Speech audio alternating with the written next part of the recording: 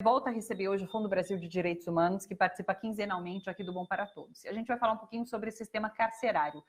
Porque, veja bem, o encarceramento em massa e o uso excessivo das prisões provisórias aqui no Brasil são assuntos que estão em evidência desde o começo agora da pandemia.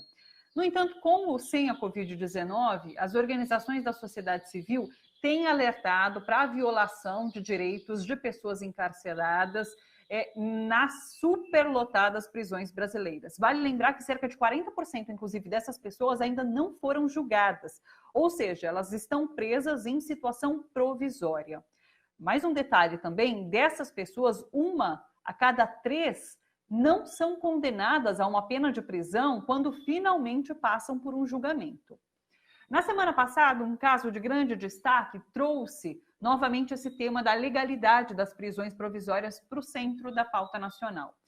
Ligado ao tráfico de drogas, o André de Oliveira Macedo, André do Rap, foi solto da penitenciária de Presidente Venceslau graças a um habeas corpus que foi concedido pelo ministro Marco Aurélio Mello do Supremo Tribunal Federal.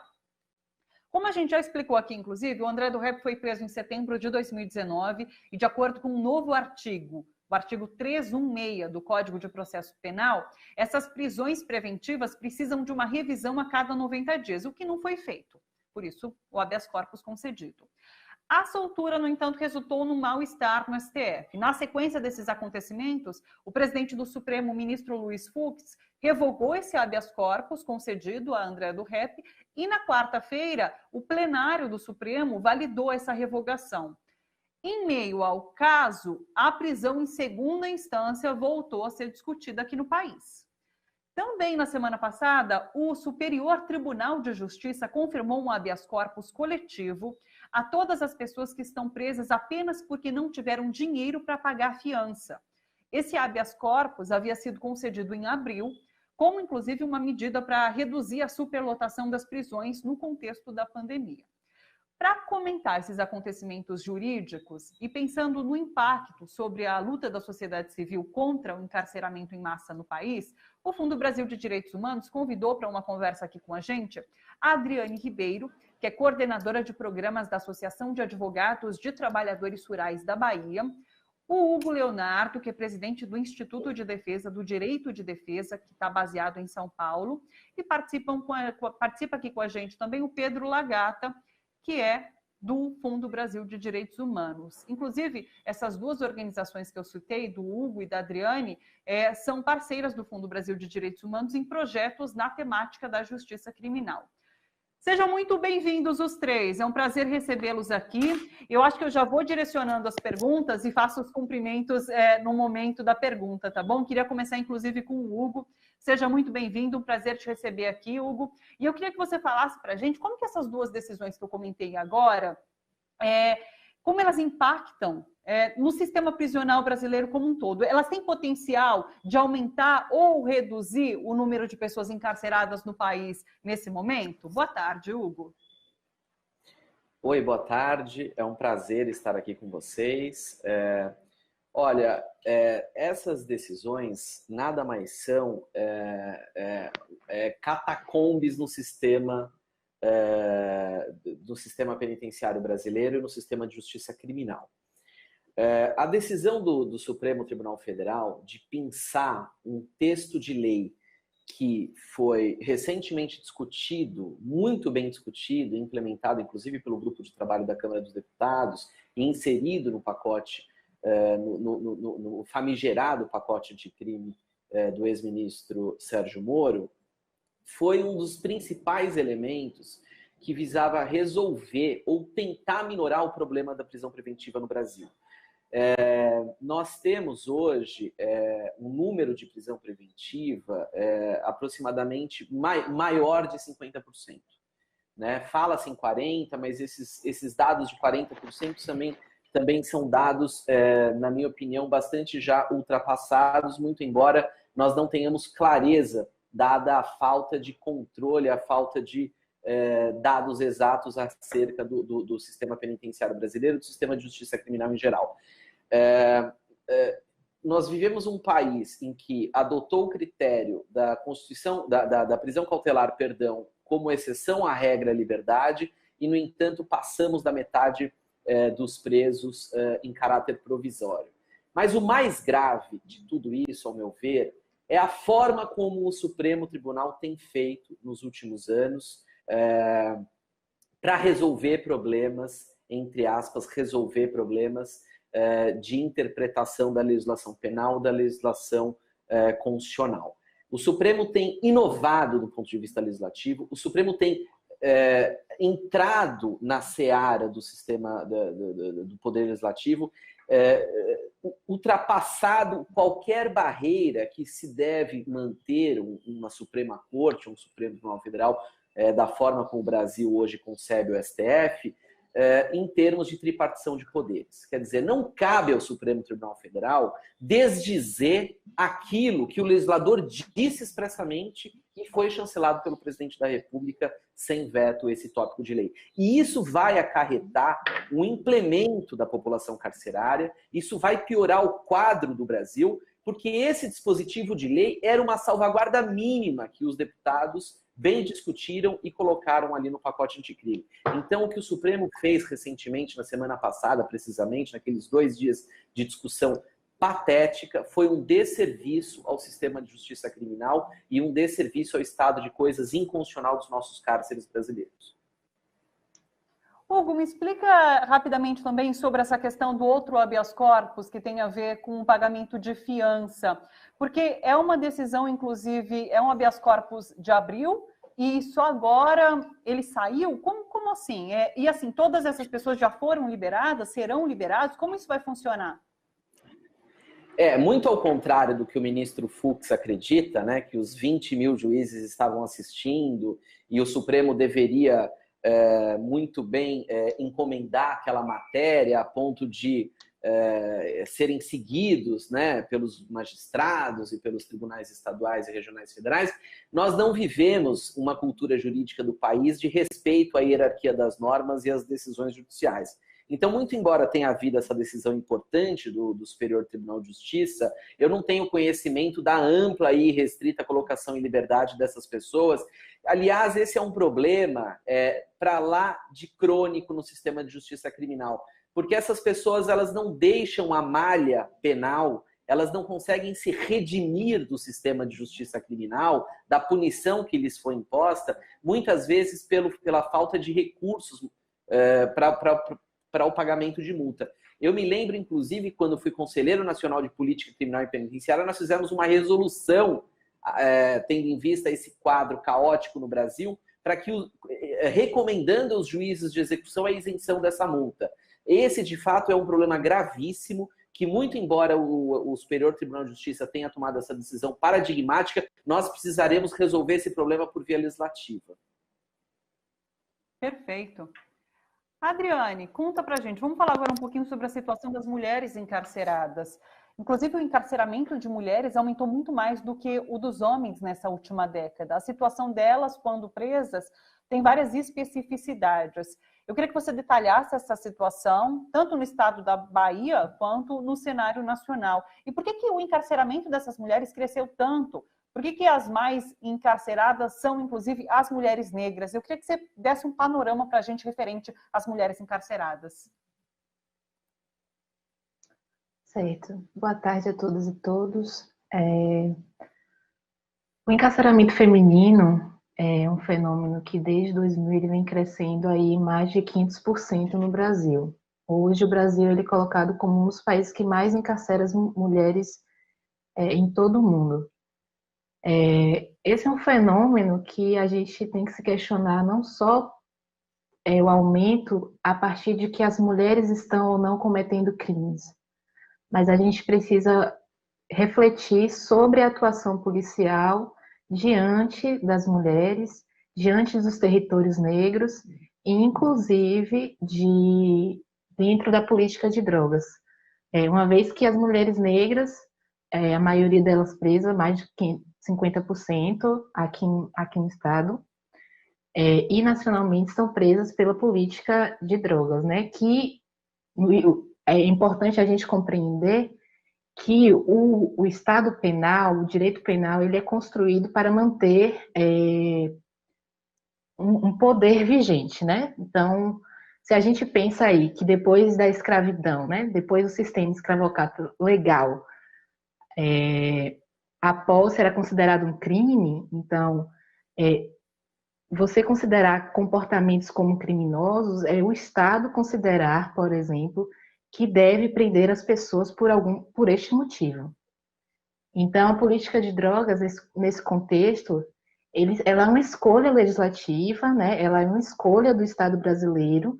Muitos especialistas já se manifestaram no sentido que a política de drogas ela deve ser uma questão de saúde pública, mas o Estado e aí os três poderes eles têm legislado e executado uma política de encarceramento em massa e a decisão do STF ela vem demonstrar isso, né? Existe uma lei em que coloca a possibilidade de uma revisão de prisões provisórias e, neste momento, o STF decidiu de forma contrária à lei. Sim.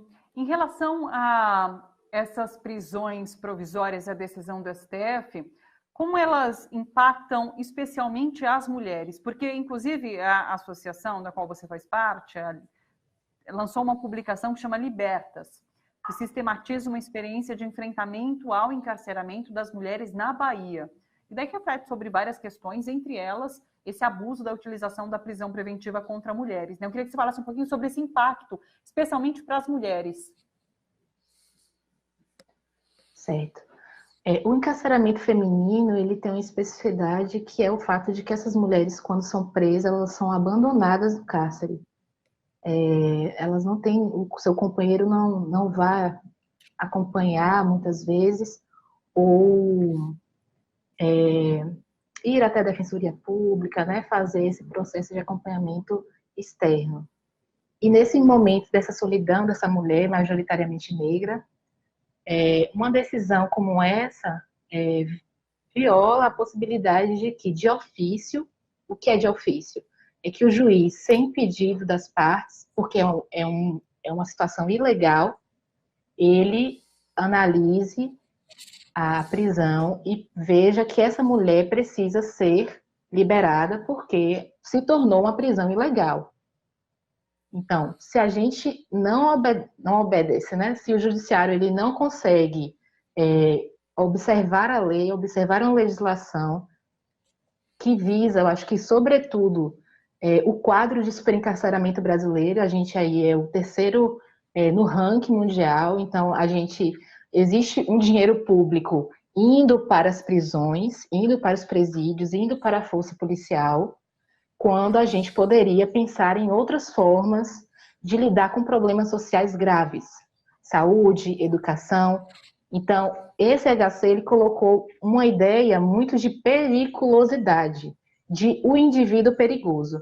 E a gente sabe que socialmente o indivíduo perigoso que está na mira da polícia, ele tem cor, ele tem uma moradia, e o sistema penal ele serve para construir a imagem do homem perigoso e da mulher perigosa. Ao contrário do que a gente sabe, todo mundo, né? A gente sabe que a sociedade ela comete crimes, mas nem todo mundo vai preso. A questão é quem é o alvo das prisões no Brasil. E o mesmo STF que já havia considerado o estado inconstitucional da situação carcerária, vem agora e tem uma decisão ilegal, né? Uma decisão, na opinião de uma análise legislativa clara, só você ler, não tem muita interpretação, dizer que não vai observar o que o Poder Legislativo fez. Pedro Lagarto, assessor de projetos do Fundo Brasil de Direitos Humanos. Pedro, não é a primeira vez que, inclusive, o Fundo Brasil traz essa pauta sobre encarceramento, sobre o sistema carcerário, o sistema prisional aqui para o Bom para Todos. É um assunto muito importante. E a gente sempre traz, inclusive, pontos diferentes aqui nas discussões. Por que vocês, enquanto Fundo Brasil, acreditam que é estratégico, consideram estratégico discutir as prisões brasileiras? Explica para a gente. Olá, Thalita, olá, Liriane, olá, Hugo, é um prazer estar aqui no Bom para Todos, sobretudo conversando com duas organizações apoiadas pelo Programa de Justiça Criminal do Fundo, e o Fundo vem trabalhando com a temática da justiça criminal desde o seu início, né? O Fundo nasceu para apoiar a luta contra a violência institucional e contra a discriminação no Brasil, a partir de métodos de canalização de recursos para a sociedade civil, métodos transparentes e mais participativos. Então, esses são nossos editais. Depois eu vou ter a chance de falar um pouquinho sobre isso.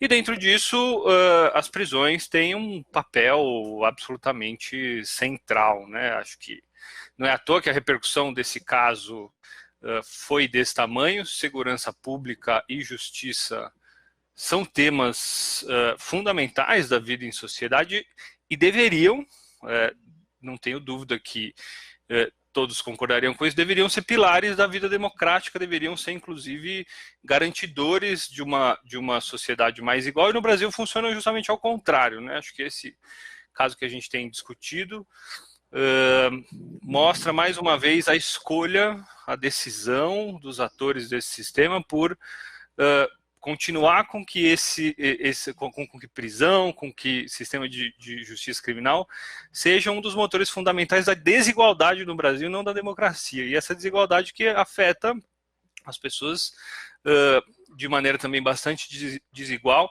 e muitas delas o impacto vai ser absolutamente destruidor, né? As pessoas ou vão presas, ou serão mortas, ou terão a vida marcada, como é o caso das multas, né? Então as pessoas que, no fundo, são condenadas a uma morte social.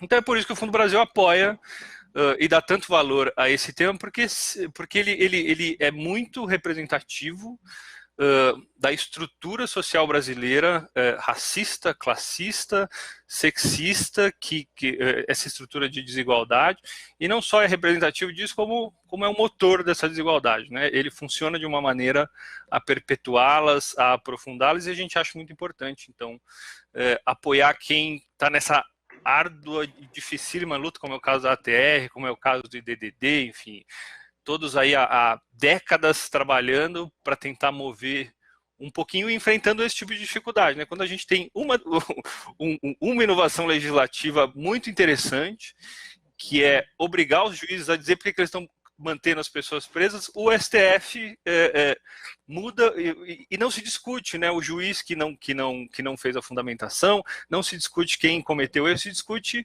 aquilo que no limite é o que a gente chama de punitivismo, né? Essa cultura de prender a qualquer custo, e a única medida tomada dentro desse sistema é a prisão ou, quando não raro, a morte.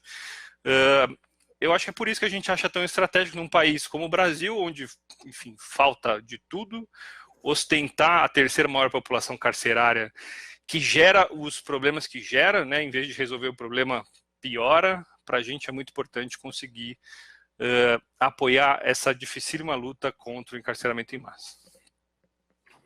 Eu queria que você já aproveitasse para complementar a resposta falando sobre como que está essa atuação nessa temática específica da justiça criminal, como está a atuação do Fundo Brasil nesse sentido. Legal, a gente tem um programa do qual a ATR e IDDD fazem parte já há algum tempo. Isso é um enorme prazer para o Fundo poder apoiar organizações como a de vocês. De novo, né, que persistem nessa luta dificílima contra o encarceramento em massa, a partir da discussão das prisões provisórias. E o Fundo, como eu disse, trabalha com isso desde o começo. Já doou, podemos dizer, mais de 10 milhões de reais ao longo desses últimos anos para organizações que fazem frente ao encarceramento em massa em geral. Prisão provisória tem sido uma das nossas prioridades, junto com o tema das egressas e egressos, ou seja, justamente essas pessoas que também saem com as marcas desse sistema e precisam de apoio, precisam de políticas para conseguir de fato sair, não ficarem presas a ele eternamente.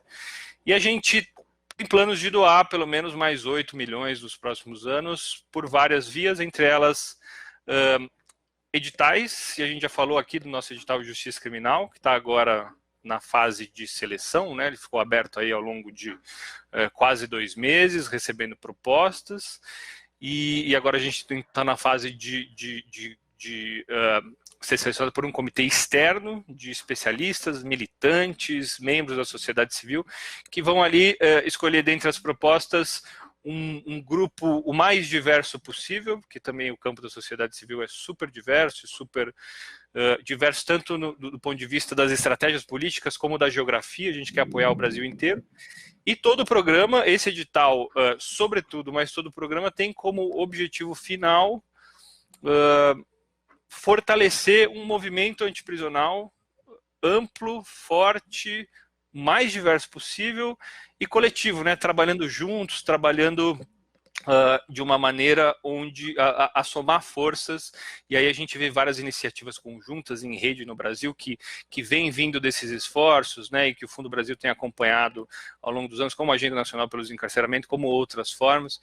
Então, o Fundo tem investido muito nesse campo e tem sido muito, muito importante para a gente o trabalho de organizações como as aqui presentes nesse trabalho. Conforme você falava, a gente deixou aí o link do fundobrasil.org.br para quem quiser conhecer o trabalho, quiser se aprofundar nas ações defendidas e apoiadas pelo Fundo Brasil. Eu queria fazer uma última pergunta para o Hugo, porque a gente está com um pouquinho tempo agora, a gente tem 4 minutos, então, assim, bem sucinto, mas eu não posso deixar de trazer a questão da prisão de segunda instância, em segunda instância, que a partir dessa discussão do caso do STF referente a André do Rep, foi reaquecida por conta de quem defende essa pauta, né? Qual a sua opinião, Hugo, em relação a isso? A gente vai ter que passar por essa discussão novamente? A gente já teve essa discussão no passado, né? Como que você vê isso?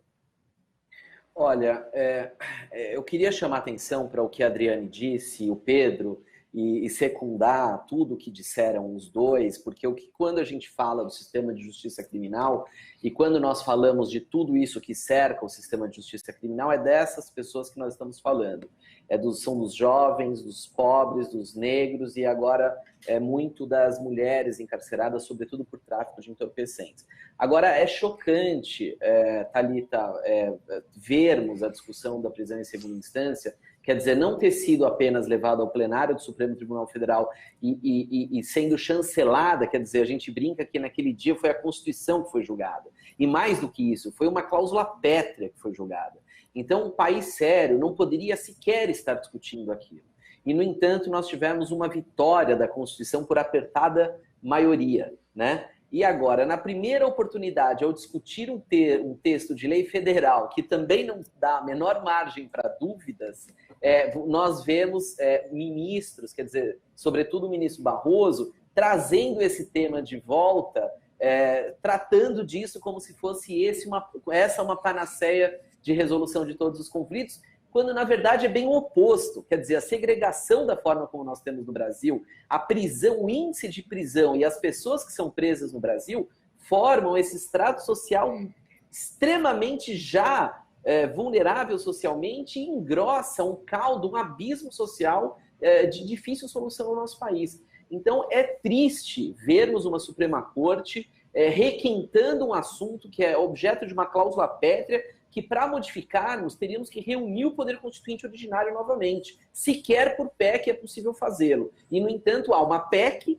em tramitação e há essas falas no plenário da Corte Suprema atacando um dispositivo da Constituição que é uma baliza da nossa democracia atual. É uma tristeza, definitivamente, o estado de coisas que nós estamos vivendo e o sistema de justiça criminal com essa volatilidade em termos de preceitos garantidores dos direitos individuais. Hugo, Pedro, Adriane, quero agradecer demais. Adriane, queria ter tido tempo de conversar mais com você, fica para uma próxima, mas foi um prazer recebê-los todos aqui, viu? Um beijo grande, uma boa tarde e agradeço pelo Fundo Brasil de Direitos Humanos ter trazido essa pauta aqui para a gente. Obrigada, pessoal, até mais.